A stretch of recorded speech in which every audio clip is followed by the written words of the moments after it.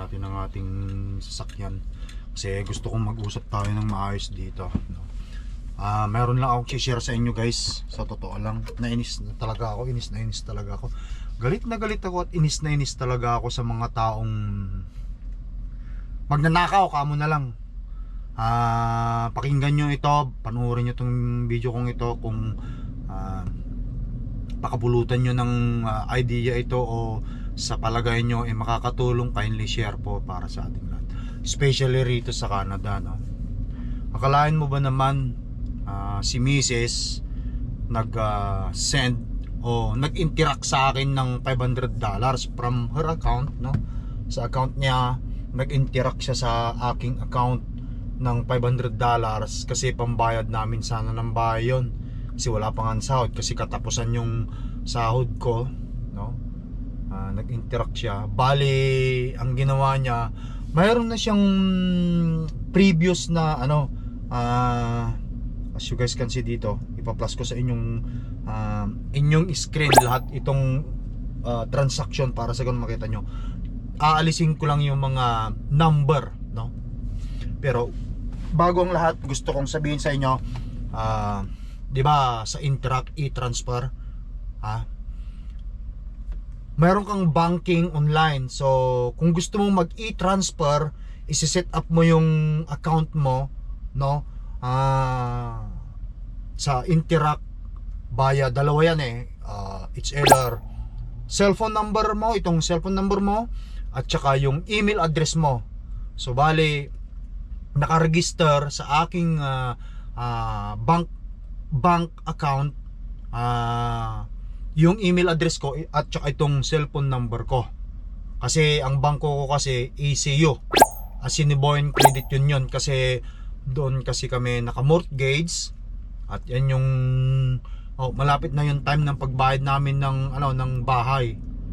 So itong pangyayaring ito, ipinadala ni Mrs. yung perang yon noon pang Sabado. So Sabado, Linggo, Lunes na ngayon. Today is Monday. Kaya ang ginawa namin, nag-usap kami mag-asawa, magpadala ako ng 500 dyan para may pambayad tayo ng bahay, sabi niya. Nag-interact siya sa akin. So ang ginawa niya, no, bali doon sa kanyang account, which is CIBC si Mrs., no, CIBC, commercial bank, si Canadian Imperial Bank of Commerce yata yung yung CIBC, basta CIBC, hindi ko na alam kung ano yung meaning ng CIBC. CIBC si Mrs.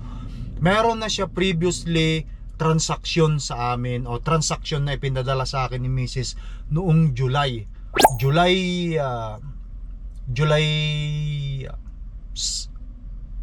ang petsa is July 11, no, nung pinadala niya sa akin. Inulit lang niya yon kasi iisa lang din naman yung nagpunta siya sa kanyang history. So from history, chinek niya yung history niyang yon at nagpadala siya ulit ng pera doon sa pinagpadalhan niya, which is yung account ko. Nung unang ipinadala niya nung July 11 is 300 lang.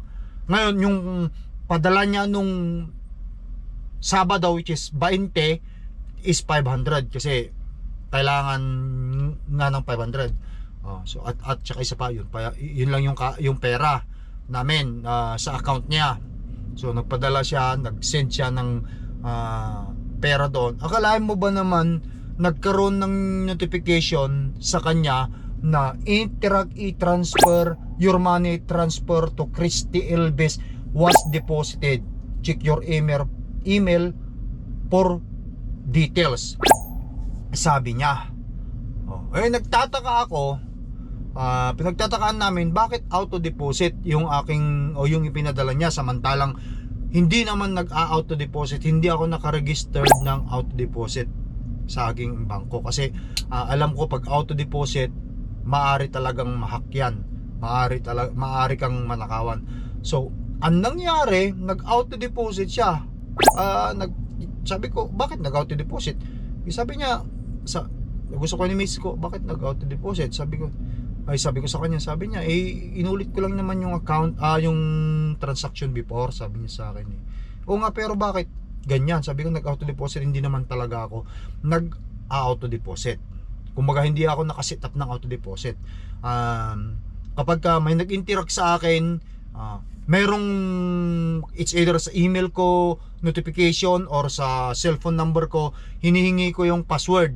Kasi kapag clinic mo yung email or yung text, merong option doon kung saan mo i-deposit, kung ilan bang bangko mo, kung meron ka pang BMO, CIBC or ACO, depende kung anong bank ang pagdideposituan mo. Kaya kailangan merong password na ibibigay sa iyo, para sa ganon ilalagay mo yung password upang ma-accept mo yung account. But this time hindi guys, ang nangyari, nag-auto deposit siya sa taong Christy Ilbis yung perang yon. Kaya yung sabi ko kay Mrs., sabi ko hindi napunta sa account ko yan. Sabi ko chinek ko yung account, wala talagang dumating. Sabi ko sa kanya, tignan mo dyan sa account mo, baka pending, i-cancel mo. Sabi ko wala, completed din. Kaya nung Sabado, tinawagan na niya ang CIBC. Ang sabi ng CIBC, ang tagal din magano sa mga bangko, no? Ang sabi ng CIBC, yung tao na pinagpadalhan mo, which is ako, kailangan tawagan ko daw yung aking bangko, which is yung ECO. Tinawagan ko sila nung Sabado. Ang sabi sa akin, o doon sa kanilang welcome, yung alam mo, pag tumawag ka, meron silang welcome conversation doon na narinig mo, isarado sila ng Sabado at saka Linggo. Kaya kanina tinawagan ko, ang tagal ko nakipag-transact, hinahanap ko kung nasaan napunta yung 500 kasi pambayad nga namin ng bahay. Ang sabi sa akin nung hindi daw nila makita. Sabi ko naman, auto deposit, sabi ko ganon. Tinignan namin sa auto deposit ko sa bangko, hindi ako nakaset up ng auto deposit. Ayun, kaya wala. Nag-usap kami ng asawa ko, tinanong ko sa kanya, wala na yung 500 na yon, hindi na natin makukuha, ninakaw na ng taong itong si Christy Ilbis. For you, Christy Ilbis, no? I hope that $500 is it help you. Sana, I hope it help you for your financial. The more that we need that, but now it's you have it. I don't know how you do it, and now you have that, no, amount. I hope, I wish that it help you for your need. Yun lang ang masasabi ko. At masakit man sa kalooban, pero wala na kami magagawa. Tinanong ko na yung bangko ko, wala rin eh. Hindi nila matrack. Tinanong din ni Mrs. yung bangko niya, since i-transfer kasi guys, hindi i-transfer, wala nang magagawa ang bangko doon. Kasi parang ang nangyari doon, parang kang nag-withdraw ng pera mismo sa bank tapos inabot mo sa tao. Wala nang kinalaman ng bangko doon. Hindi nila matatrack yung perang yon. Wala silang ganung option sa kanilang end para malaman kung kanino talaga. Kasi based naman talaga sa history ng asawa ko, kung saan siya nagpadala before nung July, ulitin ko, nung July 11, doon din niya i-clinic. Kumbaga inulit lang niya yung nag-send ulit siya ng panibago, the same contact information, which is yung ako. Kanya nga lang, wala ako natanggap na notification sa aking cellphone at wala rin ako natanggap na notification sa aking email. Ang gagaling talaga ng mga ngayon guys, ang hacker ngayon at saka yung mga fraud, ang gagaling na nila. Kaya advice ko sa lahat, no, ito kung ma-experience nyo ito, wag nyong isi-set up yung isi-set up yung yung phone nyo ng auto deposit. Unang-una yan Pangalawa, huwag nyong basta ibibigay sa kahit kanino man ang iyong cellphone number, yung pagkakatiwalaan nyo, cellphone number at saka yung email address nyo na nakakonekta sa banking information nyo. Ang cellphone ko, inaamin ko, nagkalat na ang cellphone number ko, naamin ko nagkalat na talaga sa social media ko yan kasi sa pagbablog ko minsan may nagtatanong sa akin ng number ko, ibinibigay ko, ibinibigay ko, maraming nanonood sa atin, napapanood, hindi mo alam, di ba, yung mga nanonood sa akin, yung iba, yan ang mga inaabangan nila. Masakit talaga yung mawalan ka ng ganyan. Kaya itong number ko na to, na-compromise na, kasabi ko sa asawa ko, wag muna tayong magpadala ng mag-i-transfer sa akin sa account, wag mo nang mag-withdraw na lang tas ilagay. Magpapalit ako ng number ko kasi itong number ko na ito na-compromise na. Itong mga kakilala ko na napagbigyan ko ng number ko, ayan, pagka kontakin nyo na lang ako kung sakali man ako na lang ako kontak sa inyo at ibibigay ko sa inyo ang number ko. Kasi wala, na-compromise na yung number ko eh. Hindi ko alam eh. Ang pinagtataka ko, guys, ito pa yung pinagtataka ko. So, di ba? Ito itong mga nasa Canada, so, e-transfer, no? Bank to bank, no? So, iniregister mo yung cellphone number, no?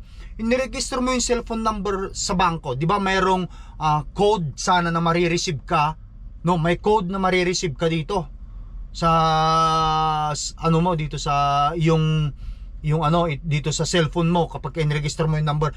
Dapat yung code na yun i-enter mo sa banking mo yun. Ang pinagtataka ko kung paano nila na-register yung number ko sa kanilang banking information.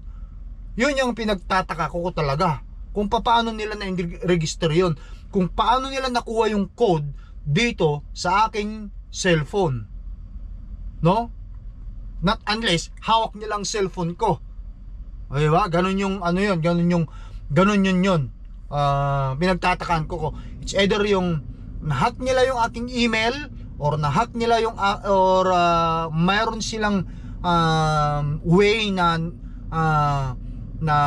na-register yung number ko doon sa banking information nila at nakuha yung code dito nung iniregister nila yung number ko dito. Kasi siyempre kapag ka nag-register ka, ulitin ko, nag-register ka sa bangko mo, kung ginamit mo ang cellphone number mo, if you use your cellphone number, di pagka in-register mo, may code na darating dito, yun yung ilalagay mo, kung 6-digit number, yun ang ilalagay mo sa box doon, na it means yan yung number na in-register mo at yan yung talagang maipapasok doon sa data, doon sa bangko, at yan lang yan talaga dapat. Yun ang pinagtatakaan ko kung paano nila nagawa yun. Magagaling talaga yung mga magnanakaw na yan eh, hacker o ano man ang tawag dyan. Kaya masakit guys, masakit. Kaya kung mapanood nyo ito, yun lang ang aking masasabi, mag-ingat kayo. Kaya buti na lang kamo, 500 lang yun 500, which is yun lang naman talaga ang pera namin mag-asawa. Kung naghahanap buhay tayo para kumita para sa ating pamilya, para sa ating bills, tapos ganun pa mangyayari. Nasabi ko sa inyo guys, ang Lakay Tracker, naghahanap buhay lang tayo, hindi tayo mayaman. Walang mayaman dito sa Canada na naghahanap buhay para sa pamilya, tapos manakawang ka pa ng ganon. Ang sakit sa kalooban talaga. Kumbaga charge sa experience na talaga ito. Hindi na talaga hindi na talaga namin makukuha yung perang $500 na yun. Nagpasalamat pa rin kami kasi yun lang talaga yung pera namin na ipinadala. Kaya ngayon maghahanap na naman kami kung saan kami kukuha ng pambayad namin ng bahay. Ayan guys, masakit. At sa iyo Christy, to you Christy, Elbes Christy Elbes, kasi yan yung talagang pangalan na dumating sa misis ko, no? Doon sa kanyang cellphone, kasi nung nagpadala siya, mayroon ding notification na dumating sa kanya na Christy Elbes received the money, auto deposit pa. Kaya hindi mo rin talaga